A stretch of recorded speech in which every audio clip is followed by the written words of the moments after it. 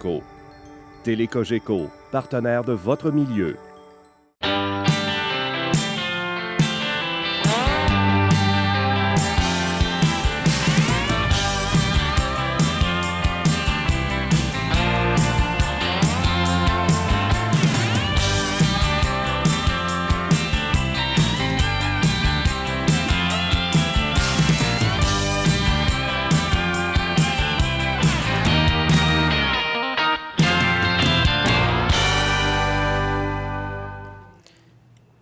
Bon après-midi, mesdames, messieurs. Merci d'être là avec nous aujourd'hui au Rendez-vous des Laurentiens Actualité. Aujourd'hui, on parle de toxicomanie, la prévention aussi lors d'abus.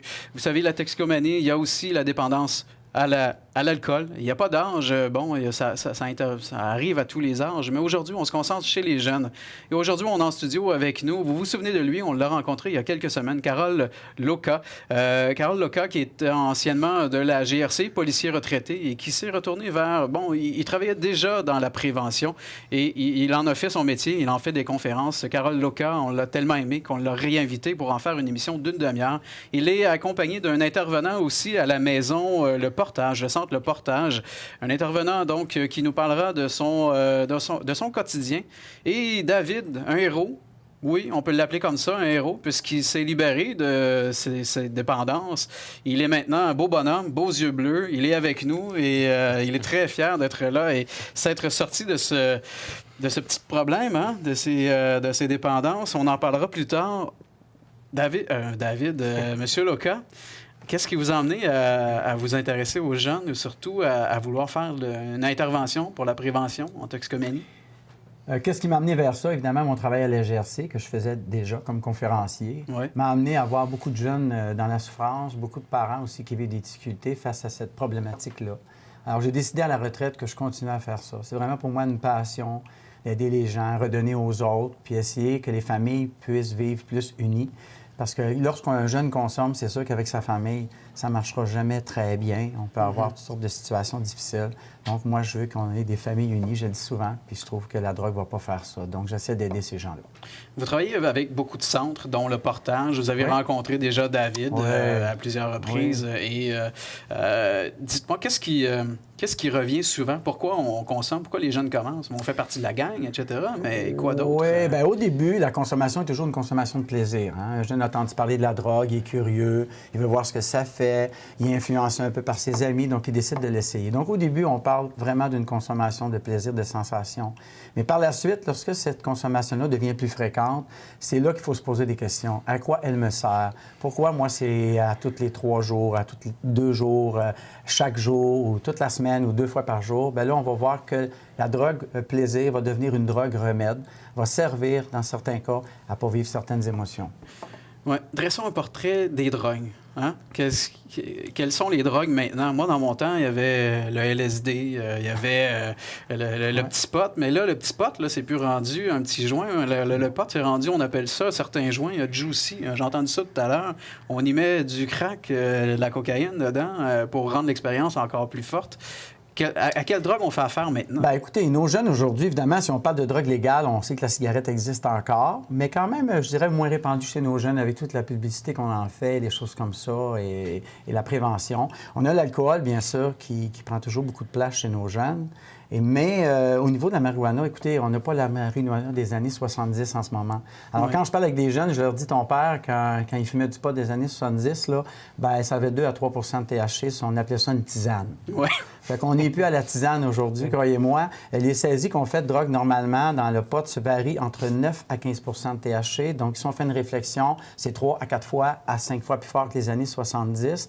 Donc, si un produit est plus fort, bien, on peut s'attendre évidemment à ce que l'effet au cerveau va être plus grand. Si l'effet est plus grand, donc plus accrochant, plus difficile à se départir. Donc, aujourd'hui, le pot des années 70, c'est révolu.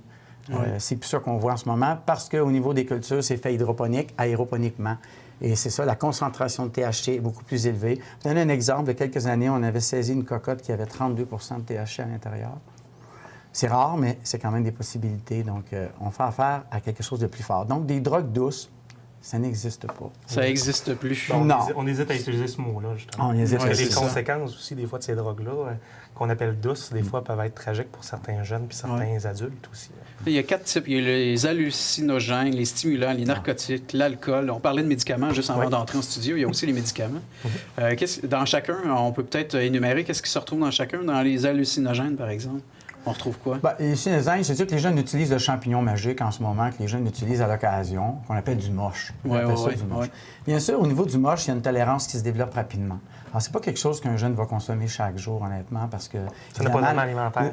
Puis la tolérance se fait au produit et éventuellement, l'effet n'est plus là. Donc, les jeunes ne consomment pas ça de façon régulièrement. Ce que je vous dirais qu'il faudrait regarder le plus, que les jeunes utilisent après le pot, c'est vraiment tout ce qui est chimique, donc speed, ecstasy, entre autres, qui sont très populaires en ce moment. Et même que je vous dis, moi, ça me fait peur, honnêtement, en ce moment. Les amphétamines, écoutez, c'est très courant. Nos jeunes, après avoir fumé du pot, vont aller vers la pilule, vers le speed et l'ecstasy. Parce qu'une pilule, écoutez, ça passe plus facilement.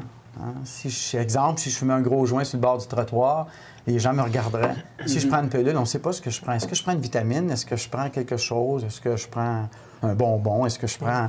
Alors, c'est plus facile. Les jeunes utilisent ça à toutes sortes de fins, finalement, et on trouve que le chimique se retrouve là. Et quand on regarde le chimique, moi, je vais dans les classes et je leur dis, voici avec quoi c'est fait du speed et de l'ecstasy. C'est fait avec du tétrahydrofurane qu'on utilise comme solvant, qui est un produit toxique. On se sert de l'hydroxyde de sodium, qui va être une composante de ça. On se sert du lithium d'aluminium, qui est un métal qu'on peut réduire en poudre. Et on va servir avec tout ça aussi de l'acide chlorhydrique qu'on retrouve dans les laboratoires. Donc, je ne sais pas si vous voyez la panoplie de produits chimiques qu'on utilise. On se demande pourquoi ça dérègle le cerveau parfois. On se demande pourquoi les gens vont faire des allergies sévères. On va les retrouver aussi en psychose toxique, donc hallucinations auditives ou visuelles. Donc, on vit toutes sortes de problématiques, allergies sévères, je l'ai parlé, aussi convulsions, arythmie cardiaque et toutes sortes de choses. Puis ces drogues de synthèse-là aussi, ce qui est intéressant pour les jeunes, je pense, ou que les jeunes vont se diriger souvent vers là, c'est qu'au niveau, c'est des drogues qui goûtent à rien. C'est pas cher, c'est ça. Ça coûte pas cher, ça se dissimule facilement, ça sent rien. Tu sais, quand on consomme, on va fumer un joint, ça sent fort, mais ça se cache dans une poche, c'est dissimulé, ça peut être des vitamines, ça peut être n'importe quoi. Fait que même pour les intervenants, on ne sait pas toujours c'est quoi. Fait que c'est ça aussi qui est attirant pour les adolescents. On vit dans un monde qui va vite, hein? Fait que la petite pilule, tout le monde en prend maintenant, pour différentes raisons. Fait que souvent, ils vont même s'automédicamenter à ce moment-là avec ces drogues-là. J'en ai besoin, ça me fait du bien. Oui, absolument. Quels sont les signes, justement, d'un jeune? On parlait que ça atteint le cerveau à un moment donné. Donc, c'est ce qui crée la dépendance. Hein. Les signes d'un jeune pour un parent à la maison, là, il voit son... Bien, il y a différents signes. Il y a différents signes qu'on peut observer. Là. On peut observer des signes à l'école, bien sûr. On parle de retard, on parle d'absentéisme. Alors, beaucoup de jeunes s'absentent de leurs cours. Oui. Pour justement aller consommer. Donc, on va s'absenter. Les notes vont baisser, bien sûr. On l'a dit, l'absentéisme, on va avoir le retard, on va avoir des mesures disciplinaires qui vont ressortir aussi éventuellement. Au niveau physique, on voit que la majorité des jeunes qui consomment sur une base régulière se négligent un petit peu au niveau de leur apparence physique. Donc, ils vont avoir une négligence. Parfois, ça peut aller même jusqu'à l'hygiène, dans certains cas. Il y a des jeunes aussi on va voir aussi des preuves physiques. Alors, des preuves physiques, ça, c'est un parent, par exemple, qui trouve une pipe dans le tiroir de son gars. On va retrouver aussi, ce qui est très populaire chez nos jeunes en ce moment, de petits coffrets de métal. Les jeunes amènent ça, ils mettent leurs potes là-dedans. Ça, c'est très, très populaire en ce moment. Il y a aussi, on va retrouver évidemment des petits sacs, des petits sachets qui servent souvent à mettre des bijoux et qu'on se sert pour mettre du pot. On va retrouver aussi des balances. Alors, des parents, moi, qui m'appellent, j'ai trouvé une petite balance, mais balance, normalement, ça veut dire trafic. Donc là, on parle d'un jeune qui trafique peut-être. Donc là, c'est un autre niveau. On va retrouver aussi des outils de consommation. Justement, j'en ai amené on l'a entendu tomber. On a un exemple. Je vais juste le récupérer. Ce ne sera pas tellement long. On perd notre invité. Oui, quelques secondes. Écoutez, c'est des choses qui arrivent. Alors, voici. Alors ça, c'est une petite bouteille de plastique qu'on va retrouver, écoutez... Nos bouteilles d'eau traditionnelles. Oui, qui sont utilisées. Et écoutez, moi, je peux vous dire que ces bouteilles-là, j'en trouve partout. Alors, je dis souvent aux jeunes, même dans mes conférences et même aux parents, allez vous promener dans les parcs, regardez, quand vous voyez une petite bouteille comme ça, c'est juste à la tourner de bord, vous allez voir un petit trou ici dans la base. Et ça, c'est ce qu'on sert pour fumer du hache, d'où l'expression faire de la troll en ce moment. C'est une expression que les jeunes utilisent, troller, qui n'est pas aller à la pêche, mais qui est plutôt consommée. Donc, on va utiliser ça, on va mettre notre petite bite de hache à l'intérieur qu'on va allumer par le petit trou qu'il y a là et qu'on va pouvoir respirer après. Donc ça, c'est un outil en ce moment, je vous dirais, très, très utilisé. Il n'y a pas si longtemps, j'étais dans un parc, puis je me promenais, puis j'en ai trouvé 5. Ou les canettes. Les canettes de Pepsi, là, souvent, ils vont faire des trous, puis ils vont fumer avec ça. T'en trouves souvent dans les parcs. Même, j'en connaissais qui mettaient ça dans leur case. Là, ça coûte pas cher. Tu te ramasses une canette, puis c'est ton outil pour consommer. Là. Monsieur Potvin, donc vous êtes intervenant au portage. Qu'est-ce qui vous a amené là? Ce qui m'a amené là, c'est mon histoire personnelle. C'est sûr que moi, j'ai vécu aussi quand j'étais plus jeune des problèmes au niveau de la toxicomanie. Donc, de fil en aiguille, ce qui m'a amené à Portage, c'est d'avoir vécu aussi des problèmes de toxicomanie puis d'avoir fait aussi un programme à Portage. D'accord. Il y a de ça environ 13 ans.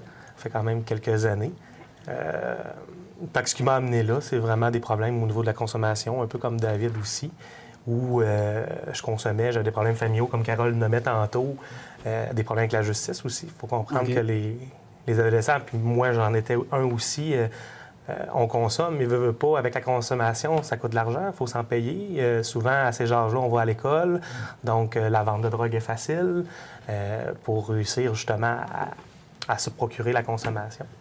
Puis de fil en aiguille, bien là, la police arrive, la justice arrive, on se fait prendre, puis à un moment donné, on se ramasse aussi à être arrêté. C'est souvent ça qui arrive chez les adolescents. Oui. Chez les jeunes qu'on reçoit aussi, c'est comme ça. C'est que les jeunes, on les arrête un moment donné parce que c'est rendu tellement grave qu'on a peur pour leur vie. On a peur qu'ils se fassent du mal, on a peur aussi des pertes, en réalité.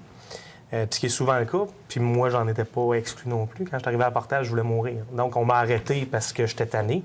Et le monde me trouvait dangereux. J'ai fait des actions criminelles. Puis quand on m'a arrêté, mais quand on m'a arrêté, on m'a ôté les substances, on m'a enfermé.